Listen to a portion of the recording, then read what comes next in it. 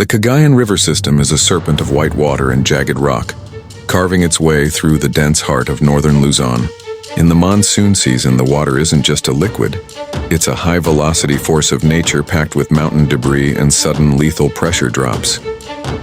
This was the chosen arena for a fast-water riverine assault challenge between the Thai Royal Marine Corps, RTMC, Recon, and the Philippine Marine Corps, PMC, Force Recon. The mission: navigate a 10-kilometer stretch of Category 4 rapids, bypass insurgent riverbank ambushes, and secure a strategic bridgehead before the flood crest hit. The Thai RTMC Recon, veterans of the Mekong and masters of long-tail boat operations, arrived with specialized interceptor rigid-hull inflatable boats, RHIBs, powered by twin 250-horsepower outboard motors. They utilized advanced digital flow meters and real-time satellite water depth sensors to map the safest path through the turbulence. Commander Somchai Pradit, the Thai lead, was a man who believed in mechanical overpowering. His strategy was built on speed and thrust. He believed that by using the massive horsepower of his RHIBs, his team could literally climb the rapids, forcing their way through the white water faster than any human could react.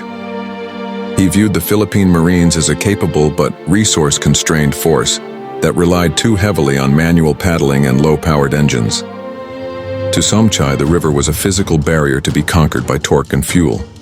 He didn't realize that in the Cagayan, the river doesn't just block you, it tries to swallow you. The defending force was a squad from the PMC Force Reconnaissance Group. They were led by Major Arturo Agos Rivera. The Filipinos brought no high-powered RHIBs. Instead, they arrived with Banca tactical hulls, low-profile, reinforced wooden and fiberglass boats with small, highly maneuverable mud motors. Their primary tools were pole hooks and a deep knowledge of vortex navigation. Their doctrine was built on river harmony, the belief that the fastest way through a rapid is not to fight the center, but to use the countercurrents along the banks. Major Rivera knew that the flood crest would turn a high-powered engine into a liability by clogging the intakes with silt. Their goal was to prove that Filipino puso and the ability to read the foam were superior to raw horsepower. As the Thai RTMC began their thunderous ascent into the rapids, the Philippine Recon simply nudged their hulls into the shadows of the overhanging trees and vanished into the spray. As the challenge reached the Devil's Throat, a narrow gorge where the river's velocity increased to 20 knots, the Thai RTMC's mechanical approach began to fail. The flood crest had arrived early, turning the water into a thick brown slurry of mud and uprooted vegetation.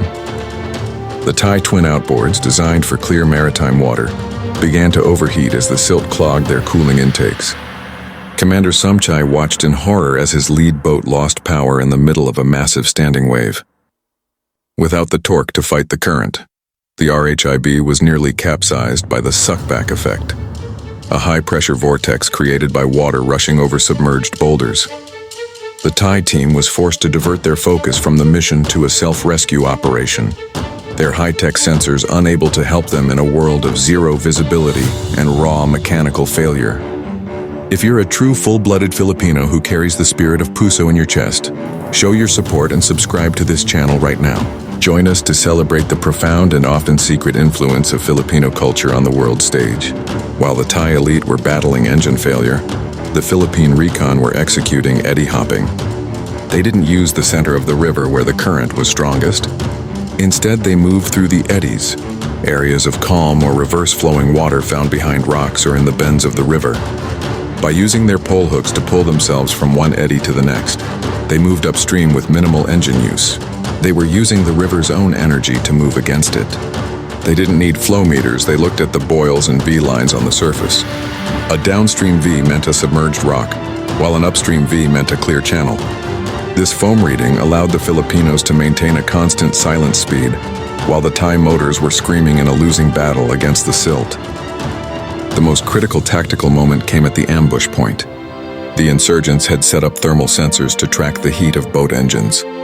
The Thai RHIBs, with their massive twin outboards running at redline, were glowing like suns on the enemy monitors, attracting immediate simulated RPG fire.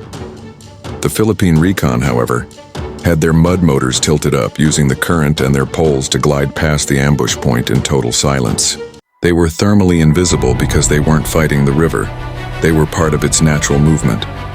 By the time the Thai team managed to clear their intakes and restart their engines, the Filipinos were already 2 kilometers ahead, approaching the final bridgehead objective. The shock for the Thai commander came when he reached the final 3 kilometers of the assault. He expected to see the Philippine Recon struggling in the shallows, but instead, he found the riverbanks empty. The Filipinos had utilized submerged towing, a high-risk technique where they partially flooded their hulls to lower their profile and used the bottom current to pull them toward the target. They were moving beneath the line of sight of the bridge guards. The Thai Recon, with their high-sitting RHIBs, were forced to engage in a simulated firefight to reach the bridge, which killed half their squad and slowed their progress even further. The Philippine Marines utilized the bamboo ghost maneuver. They abandoned their boats 500 meters from the bridge and used buoyant bamboo reeds to breathe while floating downstream, not upstream, to the bridge's support pylons. They had realized that the best way to assault the bridge was to go past it and come back with the current, a move that the Thai strategy, focused on frontal power, never anticipated. The Filipinos were using the river as a tactical conveyor belt. While the Thai Marines were performing a high-speed hot landing under heavy fire, the Philippine Recon were already under the bridge, planting demolition markers on the primary supports. Major Rivera's men had also utilized silt masking. They rubbed the river's thick mud over their gear and faces, making them indistinguishable from the riverbank itself. When the Thai team finally fought their way to the objective, they were met with a silent, terrifying sight. As they prepared to secure the bridgehead, the mud around them began to move. The Philippine Recon emerged from the very earth and water, their bolos drawn and the mission already accomplished. They hadn't just beaten the Thai team, they had made them look like amateurs in a domain the Thais thought they could conquer. The exercise concluded at the bridgehead. The Thai RTMC Recon arrived 30 minutes late, their engines smoking and their elite gear caked in the brown Cagayan silt. They were exhausted, having fought the river for every inch of the 10-kilometer stretch. They found the Philippine Force Recon already in a defensive perimeter, their banca hulls safely tucked into the reeds, and the bridge destroyed according to the mission parameters. The result was a complete tactical domination by the Filipinos. Commander Somchai stood before Major Rivera, his eyes wide with the shock of a man who had seen his mechanical advantage evaporate in the face of raw discarda. He looked at the simple mud-covered boats of the Recon.